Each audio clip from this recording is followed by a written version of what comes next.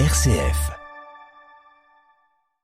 Et avant de clôturer ce magazine du week-end, je vous propose de faire un point sur l'agenda près de chez vous. Quoi faire dans les prochains jours en Champagne ? Eh bien, je vous donne 2-3 rendez-vous à ne pas manquer. Prenez de quoi noter. Tout d'abord, ce 31 mai. Aujourd'hui, la fête du jeu se tient au pied des remparts à Saint-Dizier jusqu'à 17h30 pour clôturer le programme Bouge ton quartier organisé par l'association Ensemble pour jouer.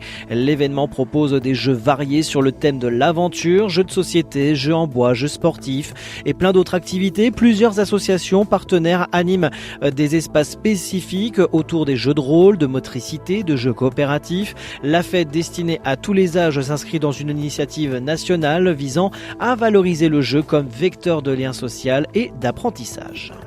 L'année 2025 sera effervescente à Châlons-Champagne, placée sous le signe du célèbre breuvage régional.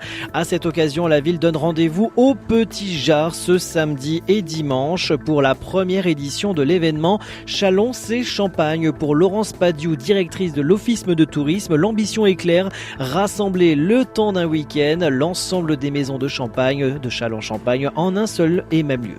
Il se trouve que la ville avait prévu d'organiser aussi un concert, donc ça va nous permettre aussi de mêler des événements culturels, notamment ce concert qui sera suivi d'autres dans la soirée, avec cette soirée festive avec dégustation de champagne et puis bien sûr quelques food trucks pour passer une bonne soirée. Un week-end festif au Petit Jard ce samedi, concert, caricature et DJ de 17h à minuit et demain, dimanche 1er juin, ambiance familiale avec pique-nique, animation, spectacle et atelier créatif de 11h30 à 18h.